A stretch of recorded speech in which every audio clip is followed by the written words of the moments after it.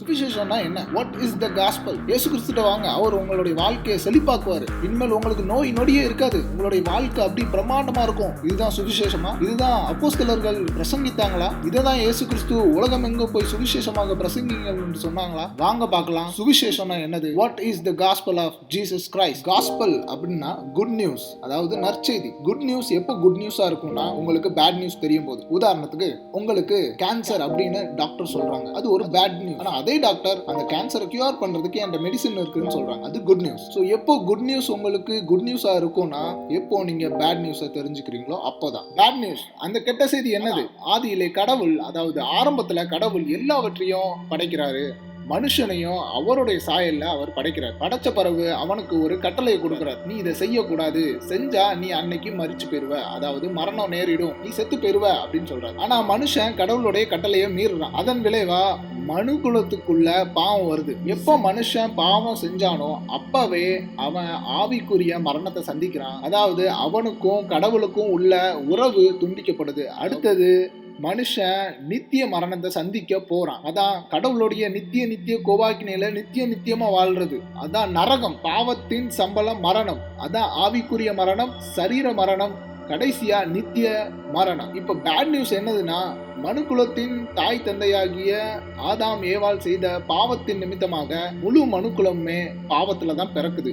நீங்க, நான், இந்த உலகத்துல இருக்கிற எல்லாருமே பாவத்துல தான் பிறக்கிறோம். நம்ம பாவம் செய்யறதுனால பாவிகள் ஆகல, நம்ம பாவிகள் அதனாலதான் நம்ம பாவம் செய்யறோம். பாவத்தின் சம்பளம் மரணம். முழு மனுக்குலமுமே ஆவிக்குரிய மரணத்தை சந்திச்சு பிறக்குது, திருப்பி சரீர மரணத்தை அடையுது, அதுக்கப்புறம் நித்திய மரணத்தை சந்திக்க போகுது. இதுதான் பேட் நியூஸ். கடவுள் நீதி உள்ளவர், அதனால எல்லாருக்கும் நீதி செஞ்சே ஆகணும், எல்லாருக்கும் நித்திய மரணத்தை கொடுத்தே ஆகணும். ஆனா கடவுள் அன்பானவரும் கூட. நம்மளை காப்பாத்துறதுக்காக, அவருடைய கோபாக்கினையில இருந்து நம்மளை காப்பாத்துறதுக்காக அவர் தன்னுடைய ஒரே பேரான குமாரனாகிய இயேசு கிறிஸ்துவை இந்த உலகத்துக்கு அனுப்புறார். இயேசு கிறிஸ்து பரிசுத்த ஆவியினால உற்பத்தியாகி கன்னி மரியாள் இடத்துல பிறக்கிறாரு. ஒரு சுத்தமான வாழ்க்கை வாழ்றாரு, பாவம் இல்லாத வாழ்க்கை வாழ்றாரு, கடவுளுக்கு பிரியமான வழிகளில நடக்கிறாரு. கடைசியில சிலுவையில நமக்காக மரிக்கப்படுறாரு. சிலுவையில அடிக்கப்பட்டு அறையப்பட்டு மரித்து அடக்கம் பண்ணப்படுறாரு.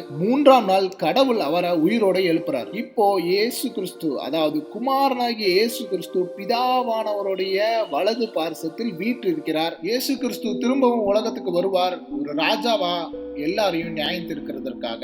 யாரெல்லாம் நான் ஒரு பாவி என்று உணர்ந்து தன்னுடைய பாவத்தை அறிக்கை செஞ்சு கடவுளிடத்துல இயேசு கிறிஸ்துவை நான் விசுவாசிக்கிறேன், அவர் தான் என்னுடைய ஆண்டவர், என்னுடைய கடவுள், என்னுடைய இரட்சகர் என்று அறிக்கை செய்யறாங்களோ அவங்களுக்கெல்லாம் கடவுள் கிருபையா இந்த ரட்சிப்பை இலவசமா கொடுக்கிறாரு. நம்ம இயேசு கிறிஸ்துவை விசுவாசிக்கும் போது அவருடைய நீதியான வாழ்க்கை நமக்கு வருது, நம்மளுடைய பாவமான வாழ்க்கை அவருக்கு போகுது. அதன் காரணத்தினாலதான் இயேசு கிறிஸ்து சிலுவையில அறையப்படுறாரு.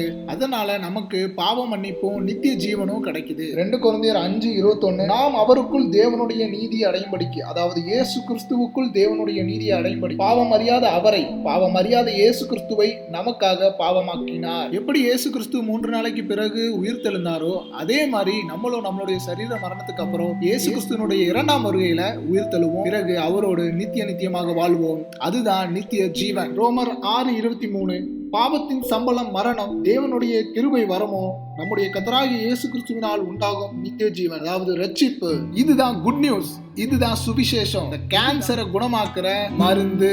இந்த சுவிசேஷத்திற்கு மாறாகவும் இந்த சுவிசேஷத்திற்கு முரண்பாடாகவும் யாராவது சுவிசேஷம் எதையாவது சொன்னா அவங்க சபிக்கப்பட்டவர்களா இருப்பார்கள். அதாவது let them be anathema, let them be cursed. ஏன்னா அவங்க தேவனுடைய கிருபையை புரட்டுறாங்க. இந்த சுவிசேஷத்தை தான் நம்ம கிறிஸ்தவ விசுவாசம் சொல்றோம், அதாவது கிறிஸ்டியன் ஃபெய்த். இதை நம்ம அப்போஸ்தலர் விசுவாச பிரமாணம் அப்படின்னு நம்ம படிப்போம். இதை விசுவாசிக்காத எந்த தனி மனிதனாக இருந்தாலும் சரி, எந்த சபையாக இருந்தாலும் சரி, அது இயேசு கிறிஸ்துவனுடைய சபை அல்ல, அது அந்தி கிறிஸ்துவனுடைய சபையே. இந்த விசுவாசத்தை உடையவனே கிறிஸ்தவன், இந்த விசுவாசத்தை பின்பற்றுகிறவனே கிறிஸ்தவன். இந்த விசுவாசத்திற்கு மாறாகவும் எதிர்மறையாகவும் ஏதாவது விசுவாசத்தை அவன் வைத்திருந்தால் அவன் கிறிஸ்தவன் அல்ல, அவன் அந்தி கிறிஸ்துவின் உடையவன். சுவிசேஷத்தை ஏற்றுக்கொள்ளுங்கள், நித்திய ஜீவனை பெற்றுக் கொள்ளுங்கள்.